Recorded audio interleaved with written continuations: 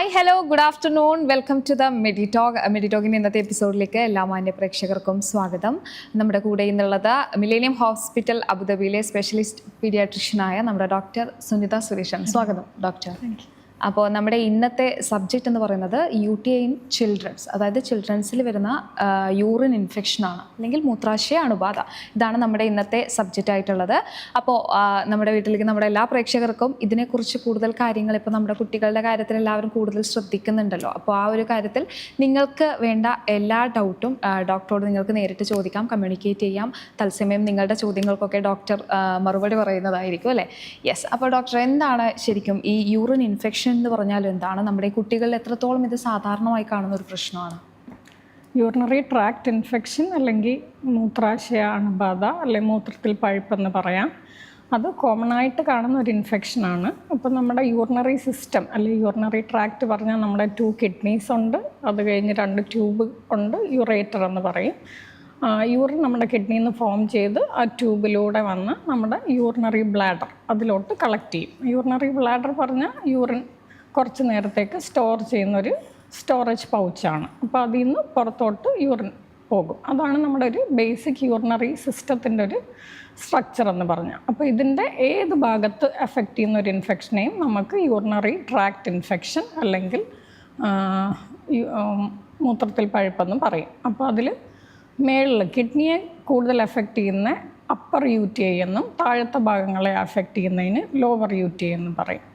UTI കുട്ടികളിൽ മറ്റ് infections പോലെ തന്നെ കോമൺ ആയിട്ട് കാണുന്ന ഒരു ഇൻഫെക്ഷനാണ്. പക്ഷേ അതിൻ്റെ ഒരു ആസ്പെക്റ്റ് എന്ന് വെച്ചാൽ നമുക്ക് എപ്പോഴും അതിൻ്റെ ലക്ഷണങ്ങൾ പ്രകടമായിട്ട് ഒവേർട്ടായിട്ട് മനസ്സിലായെന്ന് വരത്തില്ല. എസ്പെഷ്യലി ചെറിയ കുട്ടികളിൽ ലെസ് ദാൻ 1 ഇയർ ആയിട്ടുള്ള ഇൻഫൻസ് ആയിട്ടുള്ള കുട്ടികളിൽ ചിലപ്പോൾ പനി മാത്രമായിട്ടും അത് കാണാം. അപ്പോൾ അത് നമ്മൾ ഏർലിയർ ആയിട്ട് കണ്ടുപിടിക്കുകയും ചികിത്സിക്കുകയും ചെയ്യേണ്ടത് ഇമ്പോർട്ടൻ്റ് ആണ്.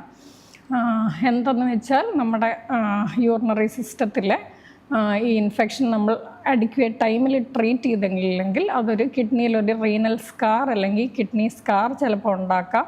അതൊരു ലോങ് ടേം കിഡ്നി ഡാമേജ്, ഫ്യൂച്ചറിൽ ഹൈ ബ്ലഡ് പ്രഷർ അങ്ങനത്തെ ഒരു കോംപ്ലിക്കേഷൻസിലോട്ട് പോകാം നമ്മൾ റൈറ്റ് ടൈമിൽ അത് ഡിറ്റക്റ്റ് ആൻഡ് ട്രീറ്റ് ചെയ്തില്ലെങ്കിൽ.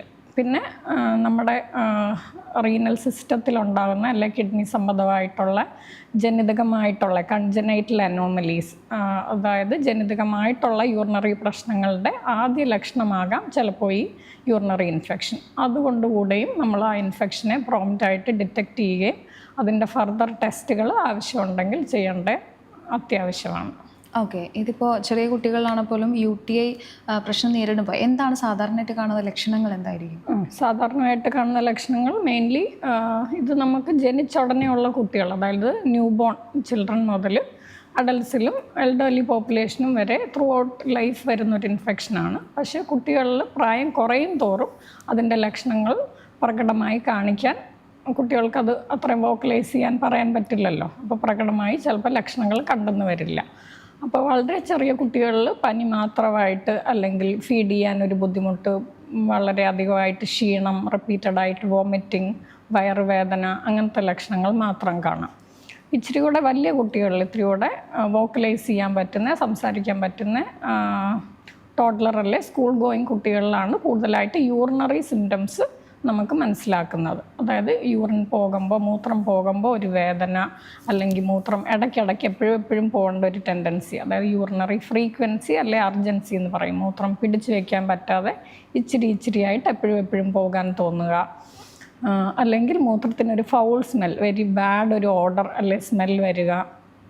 പിന്നെ റയറായിട്ട് മൂത്രത്തിന് ബ്ലഡിൻ്റെ അംശവും ബ്ലഡിൻ്റെ ടിഞ്ചും ഒക്കെ കാണാം. അപ്പോൾ ഇങ്ങനെ സിസ്റ്റമിക് ആയിട്ടുള്ള പനിയാണെങ്കിലും കടുത്ത പനിയാണ്, ഹൈ ഫീവറാണ് യൂറിനറി ഇൻഫെക്ഷനിൽ സാധാരണ വരിക. ഫീവർ വിത്ത് ചിൽസ് അല്ലെങ്കിൽ വിറയലോട് കൂടെയുള്ള പനി, ശക്തമായിട്ടുള്ള പനിയാണ് വരിക. അങ്ങനത്തെ ജനറൽ സിംറ്റംസും ഉണ്ട്, യൂറിനറി സിംറ്റംസും ഉണ്ട്. യെസ്. ഇപ്പോൾ നമുക്ക് എന്താണെങ്കിലും നമുക്കതിനൊരു റീസൺ ഉണ്ടാവും അല്ലേ? നമുക്ക് ഇപ്പം എന്ത് അസുഖമാണെങ്കിലും എന്ത് രോഗം വന്നാലും നമുക്കതിനൊരു റീസൺ ഉണ്ടാവും. അപ്പോൾ ഈ യൂറിനറി ഇൻഫെക്ഷൻ്റെ കുട്ടികളിൽ വരാനുള്ള മെയിൻ കാരണങ്ങൾ എന്തൊക്കെയായിരിക്കും? കുട്ടികളിൽ ഇതൊരു മെയിൻലി ഒരു ബാക്ടീരിയൽ ഇൻഫെക്ഷനാണ്. യൂറിനറി ഇൻഫെക്ഷൻ പറഞ്ഞാൽ ഉണ്ടാക്കുന്നത് മെയിൻലി ബാക്ടീരിയയാണ്. പക്ഷേ ചില കുട്ടികളിൽ അതിനുള്ള ഒരു അമിതമായിട്ടുള്ള ഒരു റിസ്ക് ഫാക്ടേഴ്സ് ഉള്ള കുട്ടികളിലാണ് കൂടുതലായിട്ടും ഇത് കാണുന്നത്. അപ്പോൾ ജെൻഡർ പറഞ്ഞാൽ നമ്മുടെ പെൺകുട്ടികളിലാണ് ആൺകുട്ടികളെക്കാട്ടിലും യൂറിനറി ഇൻഫെക്ഷൻ മോർ കോമൺ. കാരണം നമ്മുടെ യുറേത്ര പറഞ്ഞാൽ നമ്മുടെ യൂറിനറി ബ്ലാഡറിൻ്റെ ഓപ്പണിംഗ് ഉള്ള ചെറിയൊരു ട്യൂബാണ് യുറേത്ര. അപ്പോൾ പെൺകുട്ടികളുടെ യുറേത്ര ഷോർട്ടറാണ്. പിന്നെ നമ്മുടെ ആ ജെനൈറ്റൽ ഭാഗത്ത് ശ്രദ്ധിച്ചാൽ അത് വെരി ക്ലോസ്ലി റിലേറ്റഡ് ആണ്. നമ്മുടെ മലദ്വാരവും യൂറിനറി ഓപ്പണിങ്ങും പെൺകുട്ടികളിൽ വളരെ ക്ലോസ്ലി സ്പേസ്ഡ് ആണ്. അതുകൊണ്ട് പെൺകുട്ടികളിലാണ് ജെൻഡർ വൈസ് യൂറിനറി ഇൻഫെക്ഷൻ മോറായിട്ട് കാണുന്നത്. പിന്നെ മറ്റ് റിസ്ക് ഉള്ള കുട്ടികളെന്ന് വെച്ചാൽ നമ്മുടെ വോയിഡിങ് ഹാബിറ്റ്സ്, അതായത് മൂത്രം നമ്മൾ അധികമായിട്ട് പിടിച്ചു വെച്ചാൽ, അതായത് കുട്ടികൾക്ക് മെയിൻലി പാരൻസ് എപ്പോഴും പറയുന്ന കംപ്ലൈൻ്റ് ആണ്, സ്കൂളിൽ പോകുമ്പോൾ സ്കൂളിൽ ബാത്റൂമിൽ പോകാൻ ഭയങ്കര മടിയാണ്. അപ്പം യൂറിൻ പിടിച്ച് വെക്കും, യൂറിൻ ഹോൾഡ് ചെയ്ത് വെക്കും, വീട്ടിൽ വന്നാലാണ് പോകുന്നത്.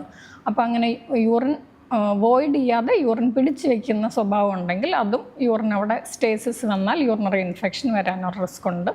പിന്നെ ഡീഹൈഡ്രേഷൻ, നമുക്കറിയാം വെള്ളം കുടിക്കുന്ന വളരെ കുറവാണെങ്കിൽ അതും യൂറിനറി ഇൻഫെക്ഷൻ ഒരു പ്രീഡിസ്പോസിങ് ഫാക്ടറാണ്. അപ്പോൾ നമ്മൾ UAE വെതറിൽ 2 എക്സ്ട്രീംസും ഉണ്ട്. സമ്മറിലാണെങ്കിൽ അത്രയും നമ്മൾ അല്ലാതെ സ്വെറ്റ് ചെയ്യുന്ന കൊണ്ടും അങ്ങനെ ഒരുപാട് വെള്ളം അങ്ങനെ ലൂസ് ചെയ്യും നമ്മൾ. അപ്പോൾ ആ സമയത്തും വെള്ളം ധാരാളമായി കുടിക്കേണ്ടത് ഇമ്പോർട്ടൻ്റ് ആണ്. പക്ഷേ വിൻ്റർ മന്ത്സിൽ അത്രയും തണുപ്പായതുകൊണ്ട് ചിലപ്പോൾ നമുക്ക് അത്രയും തേഴ്സ്റ്റ് ഫീൽ ചെയ്യണമെന്നില്ല, ദാഹം അത്രയും തോന്നണമെന്നില്ല. അപ്പോൾ ആ സമയങ്ങളിലും 2 സമയങ്ങളും ഓൾമോസ്റ്റ് ഇത്തിരി എക്സ്ട്രീം ക്ലൈമറ്റ്സ് ആയതുകൊണ്ട് യൂറിനറി ഇൻഫെക്ഷന് പ്രോണാണ്. പിന്നെ നമ്മുടെ റമദാൻ ടൈമിലൊക്കെ, ഫാസ്റ്റിംഗ് ടൈമിലൊക്കെയും നമ്മൾ അത്രയും ഫാസ്റ്റ് ചെയ്യുന്ന സമയത്തുമൊക്കെ ഒരു യൂറിനറി ഇൻഫെക്ഷൻ പ്രോണാണ്. പിന്നെ അല്ലാത്ത റിസ്ക് ഫാക്ടേഴ്സ് പറഞ്ഞാൽ നമുക്ക് ചില കൺജനൈറ്റലായിട്ട് ഈ കിഡ്നിയും യൂറിനറി ട്രാക്റ്റും സംബന്ധിച്ചുള്ള ഇൻറ്റേർണലായിട്ടുള്ള പ്രോബ്ലംസ് ഉള്ള കുട്ടികൾക്ക്, അതായത് കിഡ്നിയുടെ ട്യൂബുകൾക്കുള്ള ബ്ലോക്കോ അല്ലെങ്കിൽ അതിൽ പല വാൽവുകളുണ്ട്, അങ്ങനെ എവിടെയെങ്കിലും ഒരു യൂറിനറി ഫ്ലോയിൽ ഒരു ഒബ്സ്ട്രക്ഷൻ വന്നാൽ അത് എപ്പോഴും യൂറിനറി ഇൻഫെക്ഷൻ ഉണ്ടാക്കാം. പിന്നെ കോൺസ്റ്റിപ്പേഷൻ അല്ലെങ്കിൽ മലബന്ധം, നമ്മൾ റെഗുലറായിട്ട് ബവൽ മൂവ്മെൻറ്റ്സ് അല്ലെങ്കിലും അതും യൂറിനറി ഇൻഫെക്ഷന് പ്രീഡിസ്പോസ് ചെയ്യാം. അതായത് നമ്മുടെ ബ്ലാഡർ ആൻഡ് ബവൽ രണ്ടും ഒപ്പോസ് ചെയ്തിരിക്കുന്ന, സൈഡ് ബൈ സൈഡ് ഇരിക്കുന്ന ഓർഗൻസാണ്. അപ്പം നമ്മുടെ നമ്മുടെ സ്റ്റൂള് വന്ന് ലോഡഡ് ആയിട്ടിരിക്കുവാണെങ്കിൽ അത് നമ്മുടെ ബ്ലാഡറിനെ പുഷ് ചെയ്യും. അപ്പോഴും യൂറിൻ കംപ്ലീറ്റ് ആയിട്ട് എംപ്റ്റി ആവണമെന്നില്ല ബ്ലാഡറിൽ നിന്ന്. അപ്പം അതും ഒരു പ്രീഡിസ്പോസിങ് ഫാക്ടറാണ് യൂറിനറി ഇൻഫെക്ഷൻ ഉണ്ടാക്കാൻ. പിന്നെ വിരയുടെ ശല്യമുള്ള കുട്ടികൾക്ക് അതും യൂറിനറി ഇൻഫെക്ഷൻ ഒരു റിസ്ക് ഫാക്ടറാണ്. യെസ്. ഇപ്പോൾ ഡോക്ടർ ഇപ്പോൾ നേരത്തെ പറഞ്ഞതുപോലെ തന്നെ ഇപ്പോൾ സ്കൂളുകളിലാണെങ്കിലും ഓഫീസുകളിലാണെങ്കിലും പ്രത്യേകിച്ച് എനിക്ക് തോന്നുന്നു പെൺകുട്ടികളാണ് ഒന്നുകൂടെ ഈ യൂറിൻ പിടിച്ചു നിർത്തുന്ന ഒരു സ്വഭാവം കൂടുതലുള്ളത് അല്ലേ? കാരണം നമ്മൾ വിചാരിക്കും നീറ്റ്നെസ്സിൻ്റെ ഒരു പ്രശ്നമുണ്ട്, എപ്പോഴും എല്ലാവരും പറയുന്നത്. പക്ഷേ യൂറിൻ പോകാതിരിക്കുന്നതാണ് നമ്മൾ അതിനെക്കാട്ടിലും ടോയ്ലറ്റിൽ നിന്നൊക്കെ അക്വയർ ചെയ്യുന്ന ഇൻഫെക്ഷനെക്കാട്ടിലും കൂടുതലായിട്ട് യൂറിനറി ഇൻഫെക്ഷൻ വരാനൊരു റിസ്ക് ഉള്ളത്. നമ്മൾ അത്രയും ഹോൾഡ് ചെയ്ത് വെക്കുന്നത് എപ്പോഴും ഒരു ബാഡ് ഹാബിറ്റാണ് അല്ലേ? യെസ്. അപ്പോൾ അങ്ങനെ ഒരു ഹൈജീൻ്റെ പ്രശ്നങ്ങളൊക്കെ ഉണ്ടെങ്കിൽ പോലും അത് അവോയ്ഡ് ചെയ്തിട്ട് നമ്മൾ വലിയൊരു പ്രശ്നം വരുത്തി വെക്കുകയാണല്ലേ ശരിക്കും പറഞ്ഞാൽ, ഈ നീറ്റ്നെസ് നോക്കിയിട്ട് നമ്മൾ യൂറിൻ പാസ് ചെയ്യുന്നില്ല എന്നുള്ളൊരു സംഭവം. യെസ്. ഓക്കെ. അപ്പോൾ നമ്മൾ ഈ കുട്ടികളിൽ ഇതിപ്പോൾ ഈ രോഗം എങ്ങനെയാണ് നിർണ്ണയിക്കുക, എങ്ങനെയാണ് ഇത് നമ്മൾ എന്തൊക്കെ ആദ്യമായിട്ട് എന്തൊക്കെ ടെസ്റ്റുകളൊക്കെ നടത്തുന്നത്? നമുക്ക് മെയിനായിട്ട് യൂറിൻ ടെസ്റ്റുകൾ തന്നെയാണ് അത് നമ്മൾ ഇൻഫെക്ഷൻ ഉണ്ടോ ഇല്ലയോ എന്ന് കൺഫേം ചെയ്യാൻ വേണ്ടത്. അപ്പം യൂറിൻ്റെ 2 ടെസ്റ്റുകളാണ് പ്രധാനമായിട്ടുള്ളത്. ഡോക്ടർ നമുക്കത് സംസാരിക്കാം. ഒരു കോളർ ഉണ്ട്. ഓക്കെ, ശരി. ഹലോ, നമസ്കാരം. മെഡിടോക്കിലേക്ക് സ്വാഗതം. നമസ്കാരം. എൻ്റെ പേര് കണ്ണൻ എന്നാണ്. ഹലോ, നമസ്കാരം. നമസ്കാരം. കുട്ടികളാണ്. അപ്പം എനിക്ക് പറഞ്ഞോന്ന് എനിക്കറിയില്ല. നമുക്ക് ഇത് എങ്ങനെ നമുക്ക് പറഞ്ഞു മനസ്സിലാക്കി. ഹലോ ചേട്ടാ, അത് ക്ലിയർ ആവുന്നില്ല. കോള് ക്ലിയർ ആവാത്തതിന്റെ ചെറിയൊരു പ്രശ്നമുണ്ട്. ഒന്നുകൂടെ പറയോ? ഒന്നുകൂടെ ഒന്ന് ചോദിക്കോ? ഓക്കെ, ശരി. ഓക്കെ ഡോക്ടർ, നമുക്ക് കണ്ടിന്യൂ ചെയ്യാം. അപ്പോൾ നമ്മൾ പറഞ്ഞു വന്ന യൂറിൻ ടെസ്റ്റുകളെ കുറിച്ചാണ്. യൂറിനിൽ 2 ടെസ്റ്റാണ് പ്രധാനമായിട്ടുള്ളത്. ഒന്ന് യൂറിൻ അനാലിസിസ് അല്ലെങ്കിൽ ഒരു റൂട്ടീൻ യൂറിൻ എക്സാമിനേഷൻ. അത് നമുക്ക് ഇമ്മീഡിയറ്റ് ആയിട്ട് കിട്ടുന്ന ഒരു ടെസ്റ്റാണ്. അപ്പോൾ അതിൽ നമ്മൾ പഴുപ്പിൻ്റെ അളവ് നോക്കും. പിന്നെ 2 ഡിപ്സ്റ്റിക് ടെസ്റ്റുകളുണ്ട്. അത് ആ ബാക്ടീരിയ റിലേറ്റഡ് ആയിട്ടും പഴുപ്പ് WBC സെൽസിനെ റിലേറ്റഡ് ആയിട്ട് നോക്കുന്ന 2 ഡിപ്സ്റ്റിക് ടെസ്റ്റാണ്. അപ്പോൾ ആ ടെസ്റ്റാണ് പ്രാഥമികമായിട്ട് ചെയ്യുന്ന ടെസ്റ്റ്. അതിൽ നമുക്ക് ഇൻഫെക്ഷൻ സജസ്റ്റീവ് ആയിട്ടുള്ള പഴുപ്പ് കാണുവാണെങ്കിൽ നമ്മൾ സ്ട്രെയിറ്റ് അവേ ട്രീറ്റ്മെൻറ്റ് സ്റ്റാർട്ട് ചെയ്യുകയാണ് ചെയ്യുന്നത്. ആൻറ്റിബയോട്ടിക് ട്രീറ്റ്മെൻറ്റ് സ്റ്റാർട്ട് ചെയ്യും. പക്ഷേ മീൻവൈൽ നമ്മളൊരു യൂറിൻ കൾച്ചർ എന്ന് പറയുന്ന വേറൊരു ടെസ്റ്റും കൂടെ സെൻഡ് ചെയ്യും. പക്ഷേ അതിൻ്റെ റിസൾട്ട് നമുക്കൊരു കൾച്ചർ പറഞ്ഞാൽ എപ്പോഴും ഇച്ചിരി കൂടെ ഡിലേഡ് ആയിട്ട് കിട്ടുന്നൊരു റിസൾട്ടാണ്. അതായത് നമ്മൾ യൂറിനെ ഒരു പ്ലേറ്റിൽ അത് ഗ്രോ ചെയ്ത് ബാക്ടീരിയ എന്താണ് ഗ്രോ ചെയ്യുന്നത് എന്നൊക്കെ അറിയാനും, ഏതാണ് സ്പെസിഫിക്കലി ബാക്ടീരിയയുടെ പേരെന്താണ്, ഇൻഫെക്ഷൻ ഉണ്ടാക്കുന്നത്, ഏതൊക്കെ ആൻറ്റിബയോട്ടിക്കിനോട് സെൻസിറ്റീവ് ആണ് എന്നൊക്കെ അറിയുന്ന ഇച്ചിരി കൂടെ ഒരു ഡീറ്റെയിൽ ടെസ്റ്റാണത്. ഡോക്ടർ ഒരു കോളർ ഉണ്ട്. Okay, sure. ഹലോ, നമസ്കാരം. നമസ്കാരം. ചേട്ടാ പറഞ്ഞോളൂ, സംസാരിച്ചോളൂ. എനിക്ക് 2 കുട്ടികളാണ്. ഒരാൾക്ക് 1 വയസ്സ്, ഒരാൾക്ക് 6 വയസ്സ്. ഓക്കെ. എനിക്കിത് അറിയാം, നമുക്കിത് എങ്ങനെ പ്രിവെന്റ് ചെയ്യാന്നാണ്. കുട്ടികൾക്ക് എന്തെങ്കിലും പറഞ്ഞു കൊടുക്കേണ്ടതുണ്ടോ, എങ്ങനെ? നമുക്ക് യൂറിനറി ഇൻഫെക്ഷനിൽ പ്രധാനമായിട്ട് നമ്മുടെ പേഴ്സണൽ ഹൈജീൻ കാര്യങ്ങൾ പറഞ്ഞു കൊടുക്കാനുണ്ട്. അതായത് യൂറിൻ പോയതിന് ശേഷം അവിടെ വാഷ് ചെയ്യുന്ന കാര്യങ്ങൾ. അപ്പോൾ ആൺകുട്ടികളാണെങ്കിൽ നമ്മുടെ ഫോർസ്കിൻ പുറകോട്ട് മാറ്റി വാഷ് ചെയ്യുന്ന കാര്യങ്ങളും, പെൺകുട്ടികളാണെങ്കിൽ എപ്പോഴും ക്ലീൻ ചെയ്യുന്നതും വൈപ്പ് ചെയ്യുന്നതും ഫ്രണ്ട് ടു ബാക്കിലോട്ടാണ് വൈപ്പ് ചെയ്യേണ്ടത്. ബാക്ക് ടു ഫ്രണ്ടിലോട്ട് വൈപ്പ് ചെയ്താൽ അത് എപ്പോഴും കണ്ടാമിനേഷന് ചാൻസ് ഉണ്ട്. അപ്പോൾ ആ വൈപ്പിംഗ് ഫ്രണ്ട് ടു ബാക്കിലോട്ട് വൈപ്പ് ചെയ്യാനായിട്ട് എപ്പോഴും ശ്രദ്ധിക്കുക. അപ്പോൾ അത് നമുക്ക് കുട്ടികളോട് പറഞ്ഞു കൊടുക്കാം. പിന്നെ യൂറിൻ പിടിച്ചു വയ്ക്കുന്ന കാര്യം, എപ്പോഴും യൂറിൻ പോകാൻ മടി കാണിക്കുന്നുണ്ട്, പിടിച്ചു വയ്ക്കുന്നുണ്ട്. ഇപ്പോൾ TV കാണുമ്പോഴാണെങ്കിലും ഒരു മനസ്സിലായാണ് അങ്ങനത്തെ ഒരു ഡിസ്ട്രാക്റ്റഡ് രീതിയിലും കുട്ടികൾ പിടിച്ചു വയ്ക്കാം. പിന്നെ കുട്ടികൾ എസ്പെഷ്യലി ഹൈജീൻ ഒരു കൺസേൺ ആയിട്ട് സ്കൂളിലെ ബാത്റൂം വെറ്റാണ്, നനഞ്ഞതാണ്, അങ്ങനെ ഒരുപാട് എപ്പോഴും പാരൻസ് പറയുന്ന ഒരു കൺസേൺ ആണ്. അങ്ങനത്തെ രീതിയിൽ അവർ പിടിച്ചു വയ്ക്കാം. അപ്പോൾ പിടിച്ചു വെക്കുന്നതും ഹൈജീൻ കാര്യങ്ങളും കുട്ടികളോട് പറഞ്ഞു കൊടുക്കുക. പിന്നെ നമുക്ക് ശ്രദ്ധിക്കേണ്ട കാര്യങ്ങൾ വെള്ളം കുടിക്കുന്നത് ഒരു സഫിഷ്യൻ്റ് എമൗണ്ട് കുടിക്കുന്നു എന്ന് എൻഷുർ ചെയ്യുക. പിന്നെ ചെറിയ കുട്ടികളിൽ ഡൈപ്പർ യൂസ് നമ്മൾ സ്റ്റൂള് പാസ് ചെയ്തിട്ടുണ്ട്, മലം പാസ് ചെയ്തിട്ടുണ്ട്, ഇമ്മീഡിയറ്റ്ലി ചേഞ്ച് ചെയ്യുകയും, അല്ലെങ്കിൽ ഒരു 4 to 6 hours ഡൈപ്പർ ചേഞ്ച് ചെയ്യാനും, നൈറ്റിൽ അറ്റ്ലീസ്റ്റ് ഒരു 1 time എങ്കിലും ചേഞ്ച് ചെയ്യാനും ശ്രദ്ധിക്കുക. പിന്നെ കോൺസ്റ്റിപ്പേഷൻ്റെ കാര്യം നമുക്ക് അവോയ്ഡ് ചെയ്യാനായിട്ട് ഫുഡിൽ ധാരാളം ഫൈബറുള്ള ഫുഡുകൾ കൊടുക്കുക. കോൺസ്റ്റിപ്പേഷനും വെള്ളം ഒരുപാട് ഇമ്പോർട്ടൻ്റ് ആണ്. അപ്പോൾ അഡിക്വേറ്റ് ഹൈഡ്രേഷൻ നമ്മൾ ശ്രദ്ധിക്കണം. പിന്നെ വരയുടെ പ്രശ്നത്തിന് റൂട്ടീനായിട്ട് ബുദ്ധിമുട്ടില്ലെങ്കിലും ഒരു റൂട്ടീൻലി ഒരു ഡീവാമിങ് ചെയ്യുന്നത് എപ്പോഴും നല്ലതാണ്. വരയുടെ മരുന്ന് 6 മാസത്തിൽ ഒരിക്കൽ കൊടുക്കാനും ശ്രദ്ധിക്കുക. ഒന്നുകൂടി ഒരു കാര്യം കൂടി, ഈ ഡയപ്പർ നമുക്കൊരു എത്ര വയസ്സ്, എനിക്ക് ജനറൽ ക്വസ്റ്റ്യൻ ആണ്, എത്ര വയസ്സ് വരെയൊക്കെയുള്ള കുട്ടികൾ യൂസ് ചെയ്താൽ മതി? അത് കഴിഞ്ഞിട്ട് അവരെ ടോയ്ലറ്റ് യൂസ് ചെയ്യാൻ ഉപയോഗിക്കണം? നമുക്ക് ജനറലി കുട്ടികൾ ഒരു ഡേ ടൈം ഒരു 2 വയസ്സൊക്കെ കഴിയുമ്പോൾ ഒരു ഡേ ടൈമിൽ ബാത്റൂമിൽ പോകാൻ പറഞ്ഞു തുടങ്ങും. കുട്ടികൾ ചെറുതായിട്ട് വേരി ചെയ്യാം. പിന്നെ നമ്മൾ ട്രെയിൻ ചെയ്യുന്ന പോലെ ഇരിക്കാം. പിന്നെ പോട്ടി ട്രെയിനിങ്, മോഷൻ പോകുന്നതാണെങ്കിൽ ഒരു 2 years കഴിഞ്ഞാൽ നമുക്ക് പോട്ടി ട്രെയിൻ ചെയ്ത് തുടങ്ങാവുന്നതാണ്. അപ്പോൾ ഫുഡ് കഴിച്ചതിന് ശേഷം അവരെ പോട്ടിയിലിരുത്തി അങ്ങനെ ശീലിപ്പിച്ച് ഡേ ടൈമിലെ ഡൈപ്പർ മാറ്റാവുന്നതാണ്. നൈറ്റ് ടൈം ഇച്ചിരി കൂടെ ഒരു 4 to 5 years വരെ ചിലപ്പോൾ അവർ പാസ് ചെയ്തൊന്ന് വരാം. അപ്പം നൈറ്റ് ടൈം ഇത്തിരി കൂടെ യൂസ് ചെയ്യാം.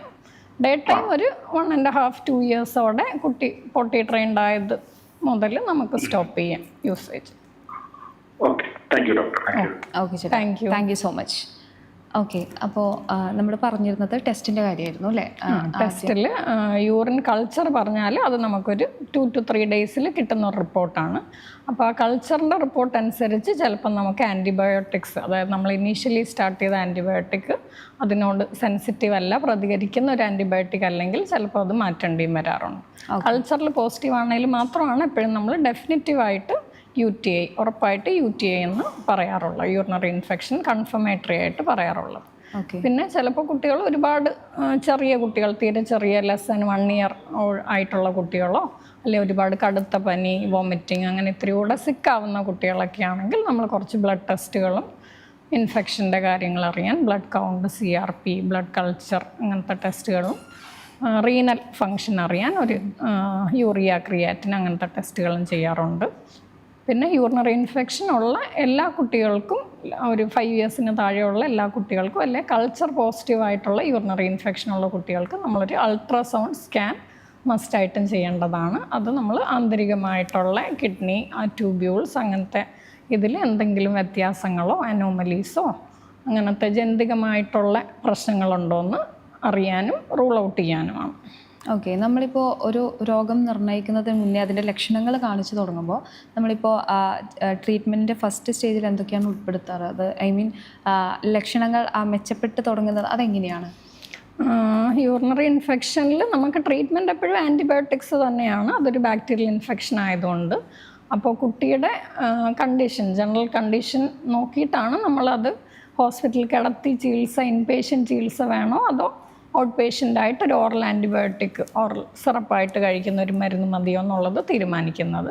ഇപ്പോൾ വളരെ ചെറിയ കുട്ടികൾ, ലെസ് ദാൻ ഒരു 3 മന്ത്സിന് താഴെയുള്ള കുട്ടികൾ, അല്ലെ 1 വയസ്സിന് താഴെയുള്ള കുട്ടികൾ, പക്ഷേ കുട്ടി ഇച്ചിരി കൂടെ സിക്കാണ്, അതായത് കടുത്ത പനിയുണ്ട്, നിർത്താതെ ഛർദിലുണ്ട്, കുട്ടി കുറച്ചുകൂടെ ടയേർഡാണ്, തീരെ ഭക്ഷണമോ ഫുഡോ വെള്ളമൊന്നും എടുക്കുന്നില്ല, അങ്ങനെ കുട്ടി ഇത്തിരി കൂടെ ടയേർഡും സിക്കാണെങ്കിൽ നമ്മൾ മോസ്റ്റ്ലി ഇൻപേഷ്യൻ്റ് അഡ്മിറ്റ് ചെയ്ത് ആൻറ്റിബയോട്ടിക്സ് IV ആയിട്ട്, ഇഞ്ചക്ഷനായിട്ട് സ്റ്റാർട്ട് ചെയ്യാനാണ് പ്രിഫർ ചെയ്യുക. കാരണം അതാണ് ഇത്തിരി കൂടെ ബെറ്റർ റെസ്പോൺസും ഫാസ്റ്റർ റെസ്പോൺസ്. പിന്നെ ഇത്തിരി കൂടെ ഈ പറഞ്ഞ ലക്ഷണങ്ങളുള്ള യൂറിനറി ഇൻഫെക്ഷൻ, ഇത്തിരി കൂടെ കിഡ്നിയെ എഫക്റ്റ് ചെയ്യുന്ന യൂറിനറി ഇൻഫെക്ഷൻ, അതായത് പൈലോനെഫ്രൈറ്റിസ് എന്നൊക്കെ പറയും നമ്മൾ മെഡിക്കൽ ടേമിൽ, അപ്പർ UTI ആയിട്ട് കിഡ്നിയെ എഫക്റ്റ് ചെയ്യുന്ന UTI ആവാനും സാധ്യത കൂടുതലാണ്. അപ്പോൾ അത് നമുക്ക് ഇമ്മീഡിയറ്റ്ലി ട്രീറ്റ് ചെയ്യണം. അത് നമ്മൾ അഡ്രസ്സ് ചെയ്തില്ലേലാണ് ഞാൻ നേരത്തെ പറഞ്ഞ പോലെ റീനൽ സ്കാർ, കിഡ്നിയിൽ സ്കാറും അങ്ങനെ ലോങ് ടേം ഡാമേജും ഒക്കെ വരാൻ സാധ്യത.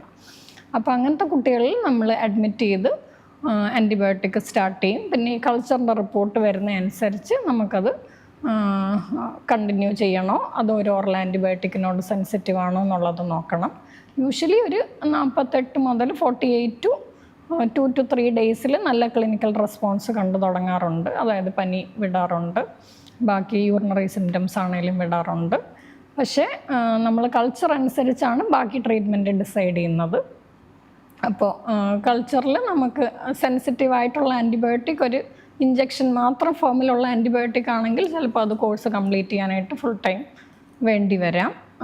പക്ഷേ അതൊരു ഓറൽ ആൻറ്റിബയോട്ടിക്കിനോട്, ഓറലായിട്ടുള്ളൊരു സിറപ്പിനോട് സെൻസിറ്റീവ് ആണെങ്കിൽ ബാക്കി ട്രീറ്റ്മെൻറ്റ് നമുക്ക് സിറപ്പായിട്ട് കണ്ടിന്യൂ ചെയ്യാം. പക്ഷേ 2 കേസാണെങ്കിലും നമ്മൾ ട്രീറ്റ്മെൻറ്റ് കംപ്ലീറ്റ് ചെയ്യേണ്ടത് വളരെ ഇമ്പോർട്ടൻ്റ് ആണ്. അതൊരു സിംറ്റംസ് ഇമ്പ്രൂവ് ചെയ്താൽ നമ്മൾ ഇമ്മീഡിയറ്റ്ലി സ്റ്റോപ്പ് ചെയ്താൽ അത് കംപ്ലീറ്റ്ലി നമ്മുടെ ബോഡിയിൽ നിന്ന് ക്ലിയർ ആവണമെന്നില്ല. അത് പിന്നെ ഒരു റെക്കറൻറ്റ് UTI ആയിട്ടും ഈ പറഞ്ഞ പോലെ റീനൽ പ്രോബ്ലംസിലോട്ടും ഒക്കെ റെയറായിട്ട് വരാം. ഇപ്പോൾ നമുക്ക് നമ്മളിൽ തന്നെ പല കാര്യങ്ങൾ അല്ലെങ്കിൽ പല ലക്ഷണങ്ങൾ കാണിച്ചാലും എന്ത് സിംറ്റംസ് ആണെങ്കിൽ പോലും നമ്മൾ തന്നെ അതിന് സൊല്യൂഷൻ കണ്ടെത്തുന്ന ഒരു രീതിയുണ്ട്. സ്വാഭാവികമായിട്ട് നമ്മൾ വീട്ടിൽ തന്നെ അല്ലെങ്കിൽ അങ്ങനെ പല സൊല്യൂഷൻസും കണ്ടെത്തുന്ന ഒരു രീതിയുണ്ട്. അങ്ങനെ പലതും കോംപ്ലിക്കേറ്റഡ് ആവുന്ന സിറ്റുവേഷൻസും ഉണ്ടാവാറുണ്ടല്ലേ? ലക്ഷണങ്ങൾ കാണിച്ചിട്ട് അപ്പോൾ അത് നമ്മൾ ഹോസ്പിറ്റലിൽ പോവാതെയും ചികിത്സ തേടാതെയും നിന്നിട്ട് കോംപ്ലിക്കേറ്റഡ്, അങ്ങനെ ഒരു പ്രശ്നം UTIയിലുണ്ടോ ശരിക്കും? UTIയിൽ അങ്ങനെ ഒരു പ്രശ്നം ഈ പറഞ്ഞ പോലെ UTIയുടെ ലക്ഷണങ്ങൾ എപ്പോഴും മനസ്സിലാവണമെന്നില്ല. എസ്പെഷ്യലി കുട്ടികളുടെ കാര്യത്തിൽ അവർക്കത് പറയാനറിയില്ല. പിന്നെ നമുക്കാണെങ്കിലും അത്രയും എല്ലാവരും അവെയർ ആയിരിക്കണമെന്നില്ല. ഒരു മെഡിക്കലി അവെയർ ആയിട്ടുള്ള ഒരു മെഡിക്കൽ ഫീൽഡിലുള്ള ഒരാൾക്ക് ചിലപ്പോൾ അറിയായിരിക്കും, പക്ഷേ അല്ലാത്തവർക്ക് ചിലപ്പോൾ അത്രയും അവെയർ ആയിരിക്കണമെന്നില്ല. പിന്നെ കുട്ടികൾക്ക് മൂത്രത്തിൽ പഴുപ്പ് വരാവോ, കുട്ടികൾക്കത് വരുമോ എന്ന് പോലും ചിലപ്പോൾ സംശയം ഉണ്ടായിരിക്കും. അപ്പോൾ ആ ലക്ഷണങ്ങൾ അത്രയും പ്രകടമായിട്ട് കാണാത്ത ലക്ഷണങ്ങളായത് കാരണവും, പിന്നെ വേറൊരു പനി, കഫക്കെട്ടോ ഒരു ചെസ്റ്റ് ഇൻഫെക്ഷനോ അല്ലെങ്കിൽ ഒരു ഡയറിയ, ഒരു വയറിളക്കോ അതൊക്കെയാണെങ്കിൽ പ്രകടമായിട്ട് ഒബ്വിയസ് ആയിട്ടുള്ള സിംറ്റംസ് ആണ് അതെല്ലാം. അപ്പം നമുക്ക് പെട്ടെന്ന് തന്നെ മനസ്സിലാക്കാം ഇതെന്ത് കൊണ്ടുള്ള പനിയാണ്, എന്ത് കാരണമുള്ള പനിയാണെന്ന്. പക്ഷേ ഇതിലെ സിംറ്റംസ് നമുക്ക് മൂത്രമൊഴിക്കുമ്പോഴുള്ള വേദനയൊക്കെ എപ്പോഴും കുട്ടികൾ പറയണമെന്നില്ല. പിന്നെ നമ്മളാണെങ്കിലും അത് ശ്രദ്ധിക്കണമെന്നില്ല. അപ്പോൾ ചിലപ്പോൾ പനിയും ക്ഷീണവും മാത്രമായിരിക്കും അതിൻ്റെ ലക്ഷണങ്ങൾ. പിന്നെ നമ്മൾ ആൻറ്റിബയോട്ടിക് ആണെങ്കിലും എല്ലാ പനിക്കും എന്താണ് അതിനൊരു കാരണമെന്നറിയാതെ തന്നെ ആൻറ്റിബയോട്ടിക് എടുക്കുന്നൊരു പ്രവണതയും ഉണ്ട്. അപ്പോൾ അങ്ങനെ ആൻറ്റിബയോട്ടിക് ഓവർ യൂസിലും നമ്മളൊരു യൂറിൻ ടെസ്റ്റ് പോലും ചെയ്യാതെ ആൻറ്റിബയോട്ടിക് സ്ട്രേറ്റ് അവേ സ്റ്റാർട്ട് ചെയ്യുമ്പോൾ ചിലപ്പോൾ അതൊരു യൂറിനറി ഇൻഫെക്ഷൻ ആകാം, അതൊരു അൺഡിറ്റക്റ്റഡ് ആയിട്ടുള്ള യൂറിനറി ഇൻഫെക്ഷൻ ആകാം. അപ്പോൾ അതിലെ പ്രശ്നമെന്ന് വെച്ചാൽ നമ്മൾ ആൻറ്റിബയോട്ടിക് കോഴ്സ് ഒരു കോംപ്ലിക്കേറ്റഡ് അപ്പർ UTI, കിഡ്നിയെ എഫക്റ്റ് ചെയ്യുന്ന പോലത്തെ ഒരു UTI ആണെങ്കിൽ അതിനൊരു 14 days 10 to 14 ഡേയ്സോളം ആൻറ്റിബയോട്ടിക്സ് എടുത്താലേ അത് കംപ്ലീറ്റ്ലി ക്ലിയർ ആവും. അപ്പോൾ നമ്മൾ വേറൊരു സാധാ പനിയാന്ന് വെച്ച് ഒരു 5 days കോഴ്സ് എടുത്താൽ ചിലപ്പോൾ അത് കംപ്ലീറ്റ്ലി ക്ലിയർ ആവണമെന്നില്ല. പിന്നെ നമുക്ക് ആ ഡയഗ്നോസിസ് എന്താണ് കാരണം എന്നുള്ളതും ചിലപ്പോൾ അവിടെ മിസ്സായി പോകുന്നതാണ്. ഓക്കെ, നമുക്കൊരു കോളർ ഉണ്ട് ഡോക്ടർ. ഷുവർ. ഹലോ, നമസ്കാരം. ഹലോ ഡോക്ടർ, എൻ്റെ പേര് രേവതി എന്നാണ്. ഹലോ രേവതി, പറഞ്ഞോളൂ. ഹലോ, കേൾക്കുന്നുണ്ടോ? ആ കേൾക്കുന്നുണ്ട്, പറഞ്ഞോളൂ. എൻ്റെ മോൻ ആക്ച്വലി 4th സ്റ്റാൻഡേർഡിലാണ് പഠിക്കുന്നത്. ഇപ്പൊ 10 വയസ്സുണ്ട്. ഈ സ്കൂളിലൊക്കെ പോകുമ്പോൾ വെള്ളമൊക്കെ കുടിക്കുന്നത് വളരെ കുറവാണ്. പിന്നെ ഈ വാഷ്റൂമിൽ പോകാൻ ഭയങ്കര സ്കൂൾ വാഷ്റൂമിൽ പോകാൻ മടിയുള്ള കൂട്ടത്തിലായതുകൊണ്ട് ഇതിങ്ങനെ ഇടയ്ക്കിടയ്ക്ക് വരാറുണ്ട്. യൂറിനറി ഇൻഫെക്ഷൻ നമ്മൾ വരാറുണ്ട്. അപ്പൊ ഡോക്ടറിന്റെ ചെല്ലുമ്പോൾ നമുക്കില്ല മറ്റേ വെള്ളത്തിൽ ഒഴിച്ച് കുടിക്കുന്ന ഒരു മരുന്നാണ് തരുന്നത്. അത് മറ്റേ യൂറിനറി ആൽക്കലൈനൈസിങ് സൊല്യൂഷൻ ആയിരിക്കും. ആന്റിബയോട്ടിക്സോ കൾച്ചറൊക്കെ പോസിറ്റീവായിട്ടുള്ള ഇൻഫെക്ഷൻസ് ഉണ്ടോ? അങ്ങനെ വലുതായിട്ട് വരാറില്ല. കൂടുതൽ ഈ ഭയങ്കര നമ്മള് ദൂരയാത്രയൊക്കെ ചെയ്യുമ്പോ പിടിച്ചു വെക്കുന്ന സമയത്താണ് മിക്കപ്പോഴും ആളിങ്ങനെ പിടിച്ചു വെക്കുന്ന ഒരു സ്വഭാവം ഉണ്ട്. ഇങ്ങനെ ഭയങ്കര എത്തുമ്പോഴേ പോവുള്ളൂ, ആ ഒരു സ്വഭാവം ഉണ്ട്. നമുക്ക് ഈ എന്തെങ്കിലും ആ സമയത്ത് ഇങ്ങനെ ഡോക്ടേഴ്സ് പറയാറുണ്ട് തണുത്ത ആഹാരം കൊടുത്താൽ മതി എന്ന് പറയാറുണ്ട്. ഇങ്ങനെ മുന്തിരിങ്ങയോ പഴമോ അങ്ങനെ എന്തെങ്കിലും കൊടുത്താൽ ശരിയാവുമെന്ന് പറയാറുണ്ട്. കുറച്ച് നമുക്ക് ഈ ക്രാൻബെറീസ് അങ്ങനത്തെ സാധനങ്ങളൊക്കെ ഒരു മെഡിക്കലി ഒരു എവിഡൻസ് ഉണ്ട്, കുറച്ച് UTI പ്രിവെന്റ് ചെയ്യുന്നതായിട്ട്. പിന്നെ വോയിഡ് ചെയ്യാനായിട്ട് എന്തായാലും എൻകറേജ് ചെയ്യുക ആളെ. ആ ഒരു ടൈംഡ് ആയിട്ടുള്ള വോയിഡിങ്, രാവിലെ എണീറ്റാൽ പോകുക, ഉച്ചയ്ക്ക് ഒരു ബ്രേക്കിന് പോവുക, മിഡ് മോർണിംഗ് ലഞ്ച് ബ്രേക്കിന്, അങ്ങനെ ആ ബ്രേക്ക് സമയത്തെങ്കിലും പോകാനായിട്ട് ആളെ ഇൻസിസ്റ്റ് ചെയ്യുക. കാരണം നമ്മൾ സ്കൂൾ ടൈം ഫുൾ അത് പിടിച്ചു വെക്കുവാണെങ്കിലേ അതെന്തായാലും പ്രശ്നത്തിലോട്ടേ പോകും. പിന്നെ വെള്ളം കുടിക്കുന്നതാണെങ്കിലും എത്ര വയസ്സുണ്ടെന്നാ പറഞ്ഞ 4 വയസ്സോ? വീട്ടിലുണ്ടെങ്കിൽ വെള്ളം കുടിക്കും, പക്ഷെ സ്കൂളിലൊക്കെ പോകുമ്പോൾ കൊണ്ടുപോകുന്ന വെള്ളം മിക്കപ്പോഴും തിരിച്ചുകൊണ്ടുവരും. എത്ര 4 വയസ്സാണോ മോന്? 10 വയസ്സ്. 4 വയസ്സല്ല, 4 പഠിക്കുക. 10 വയസ്സ്. ഓക്കെ, അപ്പോൾ 10 വയസ്സാകുമ്പോൾ ഒരു 1.5 to 2 ലിറ്റർ എങ്കിലും ഡെയിലി ഒരു വാട്ടർ ഇൻടേക്ക് വേണം. പിന്നെ അതേപോലെ ഡോക്ടറെ ഈ ചില സമയത്ത് നമ്മള് പുറത്തുനിന്നൊക്കെ ഫുഡ് നമ്മളിപ്പോ ഓർഡർ ചെയ്യുക അങ്ങനെ എന്തെങ്കിലും കഴിക്കുകയാണെങ്കിൽ മിക്കപ്പോഴും വയറുവേദന എന്ന് പറയുന്നുണ്ട്. ഗ്യാസ് കയറുന്നതൊക്കെ ആ ഒരു പ്രശ്നമുണ്ട്. ഫുഡ് ഇൻടേക്കിന്റെ അത് ചിലപ്പോൾ യൂറിനറി ഇൻഫെക്ഷനുമായിട്ട് ബന്ധം കാണത്തില്ല. ചിലവർക്ക് ഇങ്ങനെ വേദന ഉണ്ടെന്നൊക്കെ പറയാറുണ്ട്. ഈ യൂറിനറി ഇൻഫെക്ഷന് നിങ്ങൾ വേണമെങ്കിൽ ഒരു അൾട്രാസൗണ്ട് സ്കാനും കൂടെ എടുക്കുന്നത് നല്ലതാണ്. 2-3 പ്രാവശ്യം ഇൻഫെക്ഷൻ വന്നിട്ടുണ്ടെങ്കിൽ. കൾച്ചർ വന്നിട്ടുണ്ട്. കൾച്ചർ പോസിറ്റീവ് ഇല്ലെന്നാണ് പറയുന്നത്. എന്നാലും നമുക്കൊരു അൾട്രാസൗണ്ട് സ്കാൻ എടുത്താൽ ഉള്ളിലുള്ള കിഡ്നി ആ റിലേറ്റഡ് സാധനങ്ങളിലൊന്നും പ്രശ്നമില്ലല്ലോ എന്ന് നമുക്ക് മേക്ക് ഷുവർ ചെയ്യാം. പ്രശ്നമുണ്ടെന്നല്ല ഞാൻ പറയുന്നത്. വെള്ളം കുടിക്കാത്ത സമയത്താണ് എപ്പോഴും വരുന്നതെങ്കിൽ അത് തന്നെ ആയിരിക്കും മോസ്റ്റ്ലി റിസ്ക് ഫാക്ടർ.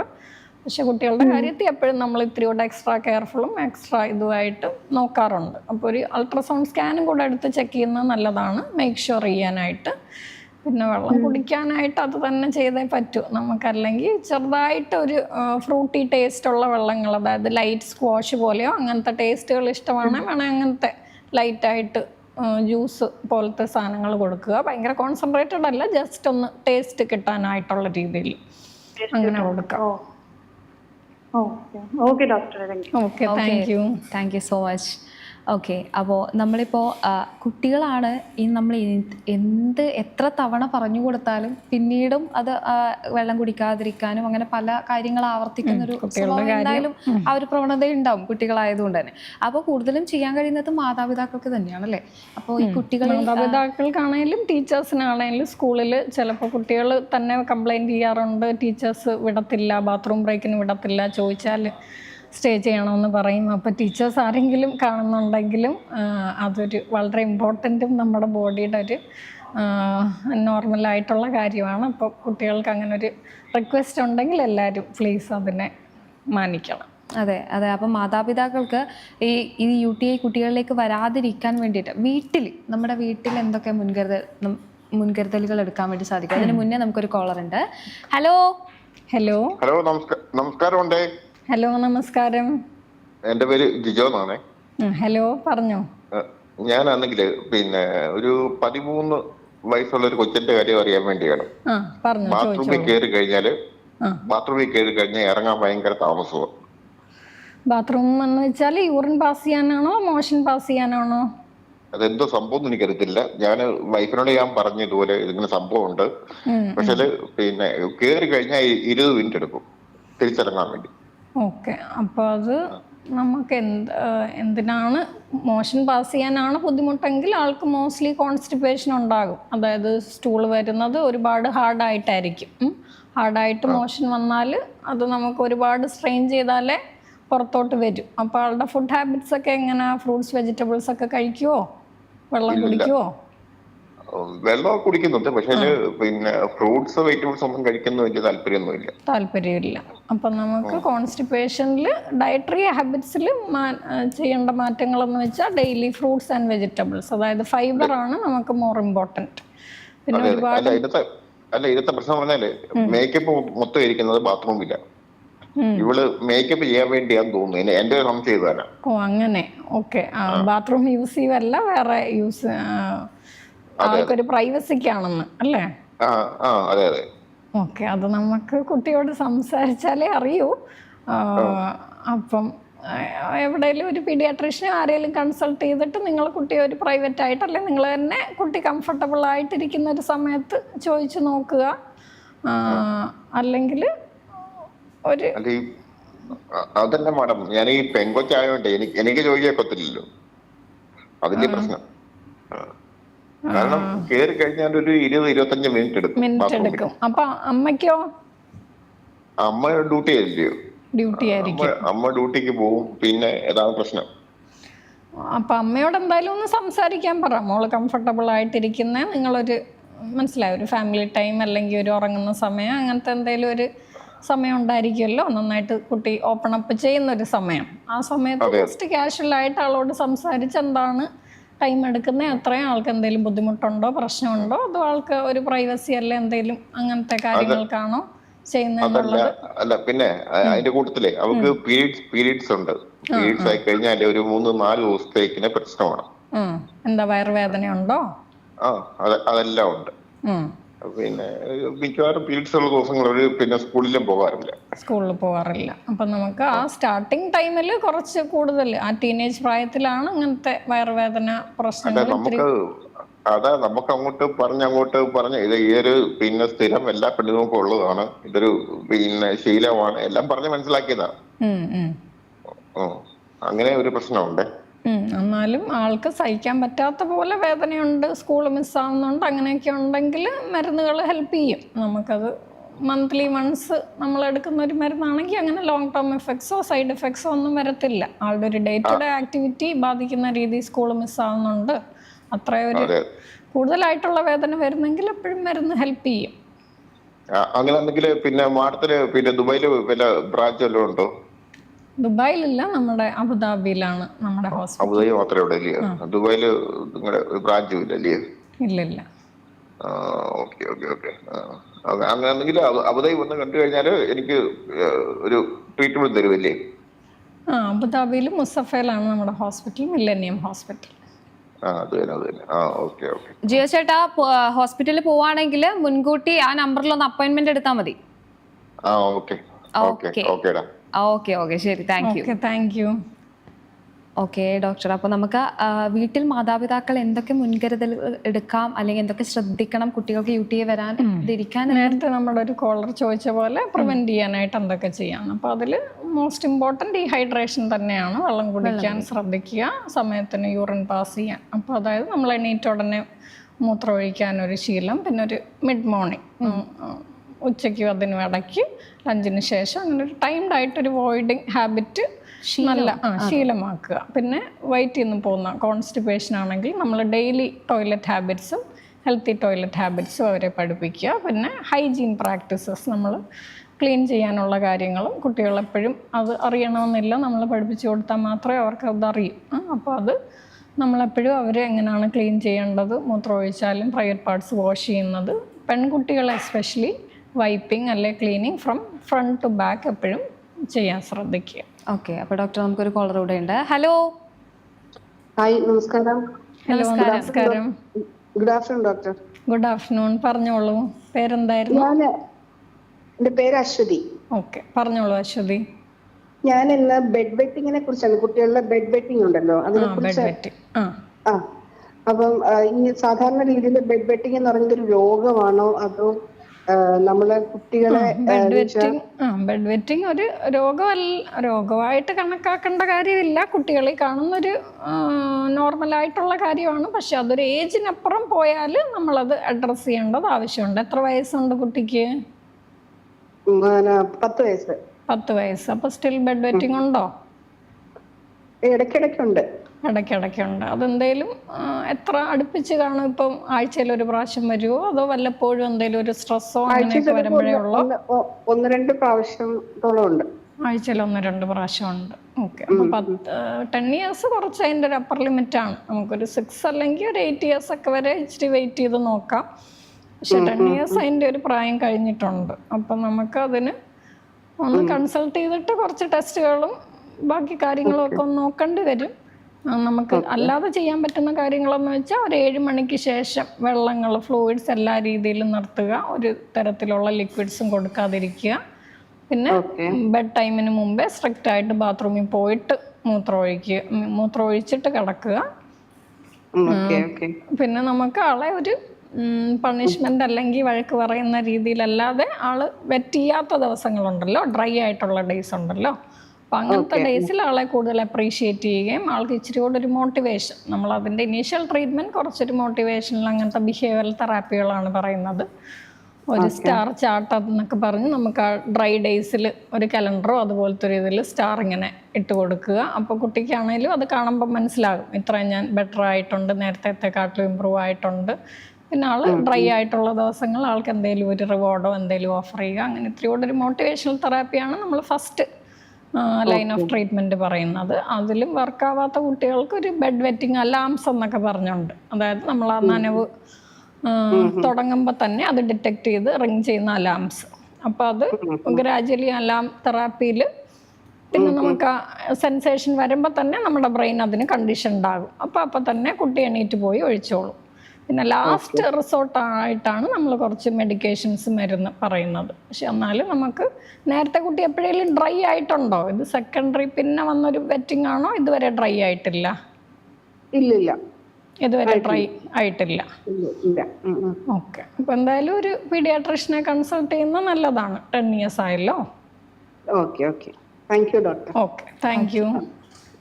ഓക്കെ. അപ്പോൾ ഇന്ന് ഏകദേശം നമ്മുടെ സബ്ജക്റ്റ് പറയുന്നത് UTI ഇൻ ചിൽഡ്രൻ ആയിരുന്നു. യൂറിൻ ഇൻഫെക്ഷനാണ് കുട്ടികളിൽ വരുന്നത്. അപ്പോൾ എനിക്ക് തോന്നുന്നു ബേസിക് ആയിട്ടുള്ള കാര്യങ്ങൾ, എനിക്ക് തോന്നുന്നു തുടക്കം മുതൽ ലക്ഷണങ്ങൾ മുതൽ എന്തൊക്കെ ചെയ്യണം എന്നുള്ള കാര്യങ്ങളൊക്കെ നമ്മൾ ഇന്നത്തെ എപ്പിസോഡിൽ ചർച്ച ചെയ്തിട്ടുണ്ട്. അപ്പോൾ ഇതിപ്പോൾ ചിലപ്പോൾ നമ്മളെ വിളിച്ചിട്ട് ചിലപ്പോൾ സംസാരിക്കാൻ മടിയുള്ള ആളുകളുണ്ടാവും ഇപ്പോൾ നമ്മുടെ പ്രോഗ്രാം കണ്ടിട്ട്. അപ്പോൾ അങ്ങനെയുള്ളവരാണെങ്കിലും നമ്മുടെ സ്ക്രീനിൽ കാണുന്ന നമ്പറിൽ അപ്പോയിൻമെൻ്റ് എടുത്തിട്ട് മിലേനിയം ഹോസ്പിറ്റലിൽ പോയിട്ട് കാണാവുന്നതാണ്. അവിടെ കൺസൾട്ടേഷൻ ഡോക്ടർ മിലേനിയം ഹോസ്പിറ്റൽ തന്നെയാണല്ലോ അല്ലേ? Millennium hospital, yes. അപ്പോൾ അവിടെ പോയിട്ട് അപ്പോയിൻമെൻ്റ് എടുത്തിട്ട് അവിടെ പോയി കാണാവുന്നതാണ്. പക്ഷേ ഇത്തരം കാര്യങ്ങളൊക്കെ ഡിലേ ചെയ്യാതെ, നമ്മുടെ കുട്ടികളുടെ കാര്യമാണെന്നുള്ള രീതിയിൽ ഡിലേ ചെയ്യാതെ പെട്ടെന്ന് അതിനുള്ള ഡിസിഷനും കാര്യങ്ങളൊക്കെ എടുക്കുക. അപ്പോൾ നമ്മളേതായാലും നമ്മുടെ ഇന്നത്തെ എപ്പിസോഡ് വൈൻഡപ്പ് ചെയ്യാമല്ലോ ഡോക്ടർ? യെസ്. അപ്പോൾ നമ്മൾ മറ്റൊരു എപ്പിസോഡിൽ പുതിയ ടോപ്പിക്കുമായിട്ട് വരുന്നതായിരിക്കും. അപ്പോൾ അതായിരിക്കും. ബൈ.